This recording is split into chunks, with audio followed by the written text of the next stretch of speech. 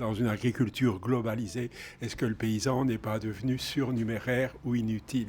Chez nous, ça fait presque 80% des gens qui sont plutôt impliqués dans l'activité agricole, agriculture familiale, etc. Nous devons travailler effectivement pour que, à un moment donné, il ne soit pas complètement out, qu'il ne soit pas incapable de pouvoir décider de son sort, et que donc à ce moment-là, voilà, il est perdu, il est avalé par l'international, par le multinational et tout. Il y a des risques en effet, hein, avec tout ce qu'on a comme l'accaparement des terres, avec tout ce qui se passe dans le monde, hein, où la ruée vers les ressources naturelles et tout, forêt et tout, il y a des risques en effet.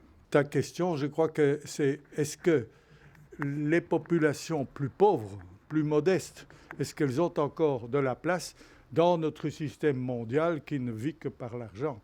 Voilà. Je témoignerai juste en évoquant une pancarte lors d'une manifestation d'agriculteurs français qui m'a frappé.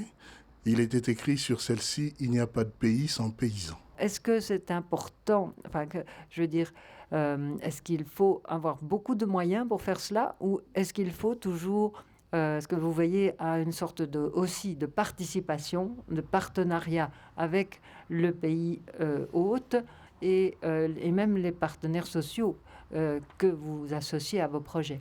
Donc, est-ce que, pour éviter que l'argent comme la connaissance ne tombe pas d'en haut uniquement, tu vois? La loi de coopération interdit que le Sud finance les projets qui sont cofinancés avec la DGD. Donc ça n'existe pas.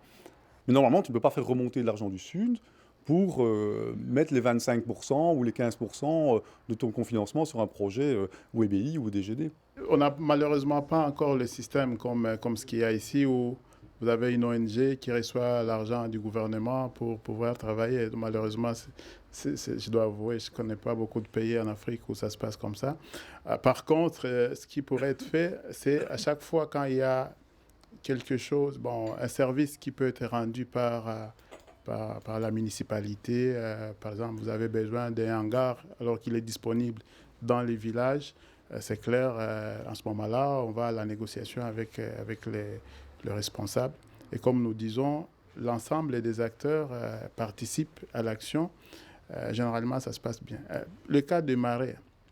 Le marais, normalement, c'est une propriété du chef traditionnel.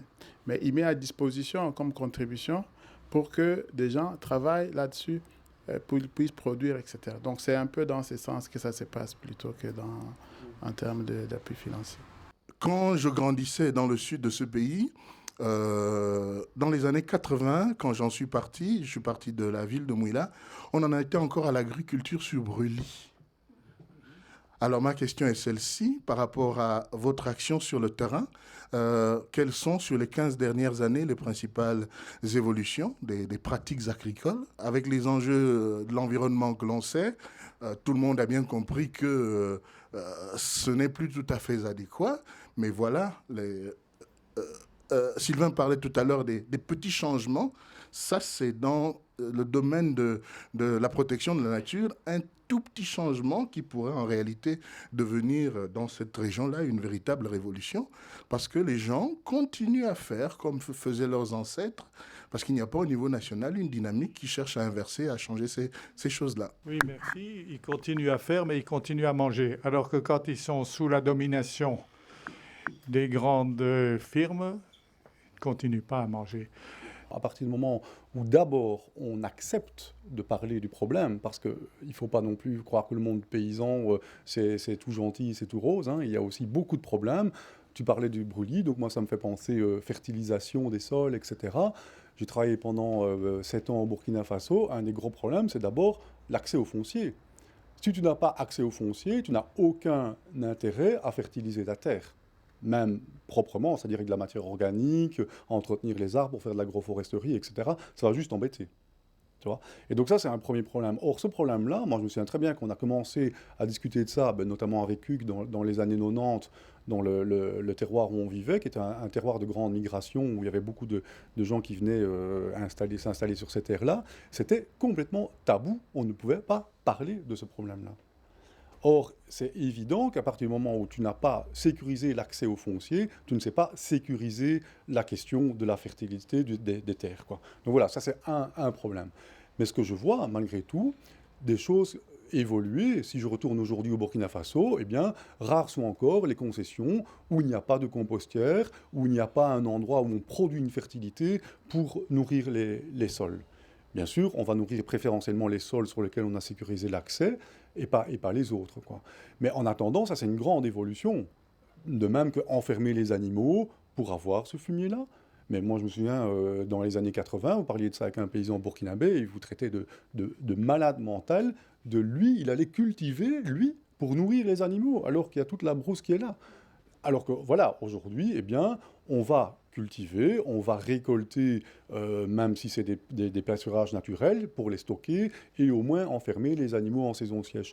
Donc voilà, à l'échelle d'une dizaine d'années, d'une quinzaine d'années, il y a quand même vraiment une évolution importante au niveau des mentalités qui se fait. Maintenant, voilà, on pourrait souhaiter que ça aille plus vite.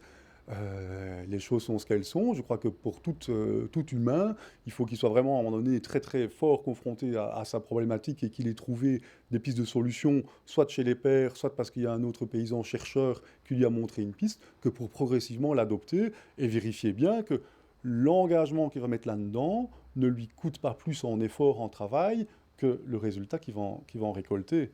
Je crois qu'il y a un mot qu'il faudrait ajouter aussi, c'est celui de biodiversité.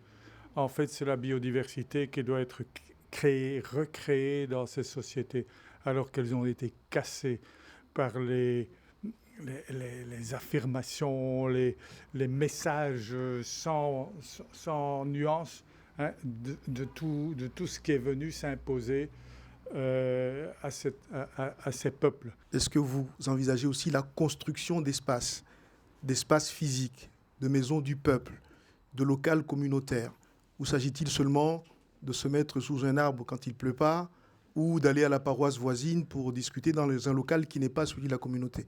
Est-ce que vous envisagez la création de centres polyvalents ou d'espaces où réellement les gens peuvent se rencontrer, faire de la gouvernance pour gérer déjà cet espace, etc. Merci. Nous ne mettons pas en avant la dimension construction des bâtiments. Mais ce que nous essayons de faire, c'est de profiter de tout ce qu'il y a comme infrastructure dans les milieux pour que ça serve justement à ce genre de travail. C'est-à-dire qu'on va très difficilement imaginer de construire une salle polyvalente dans le processus qui est le nôtre, en sachant bien qu'il y a, par exemple, une coopérative qui existe dans un milieu X et où des gens peuvent se rencontrer pour discuter, bien sûr, sur des questions spécifiques liées à leur activité, mais aussi sur d'autres actions. Parce qu'on s'est rendu compte qu'il y a des bâtiments et beaucoup d'ONG ont produit, hein, ils ont construit des bâtiments, mais à un moment donné, quand vous regardez quel usage est réellement fait de ces bâtiments-là, vous avez envie de vous dire, mais cet argent aurait pu servir à autre chose, quoi. Donc, je crois que ce qui est utile pour nous, c'est de dire, cet espace, oui, c'est vrai, c'est bien que les gens aient un endroit où ils peuvent se rencontrer, mais c'est d'abord, je vais dire, cette construction sociale que nous mettons en avant. Après, ils peuvent aller n'importe où, hein, pour pouvoir faire les réunions, pour faire... Ça, c'est à eux de décider sur l'endroit. Idéalement, on aurait aimé, comme ici, comme partout, d'avoir des espaces physiques comme cela. Mais pour l'instant, s'il faut faire une priorité par rapport aux ressources qu'on a... On a comme principe la mobilité. La mobilité comme paramètre pédagogique essentiel. Des centres, etc., il faut en faire, hein, je ne dis pas. Mais au niveau de Diobas, on n'a jamais eu ça comme priorité. La priorité, c'était que des gens, parfois 100 personnes, travaillent en commission, etc., sur des thèmes précis, mais en allant d'un endroit à l'autre, d'un village à l'autre, etc., et reviennent, ramènent ça. Ramènent ça où? Sous la pluie, parfois, oui, c'est vrai, excuse-moi, mais... Mais ça, je ne veux pas du tout contester le fait qu'il faille des centres. Hein. Mais du point de vue méthodologique, c'est le passage sur les terrains. Or, on a vu tellement de gens qui faisaient de la formation, comme moi je vous fais ici. Alors, tu vas retenir quoi? toi, tu vas me retenir alors que les choses se passent là. Enfin, je te prends comme tête de pipe, mais on est habitué. On ne forme pas sur autre chose que ce que les gens ont chez eux. Et puis c'est là-dessus qu'on travaille, qu'on fait évoluer l'intelligence collective par un questionnement un peu dirigé, etc. Avec nos connaissances scientifiques. Avec nos connaissances scientifiques. Et les questions viennent de cette capacité-là que nous avons, mais on n'a pas les réponses.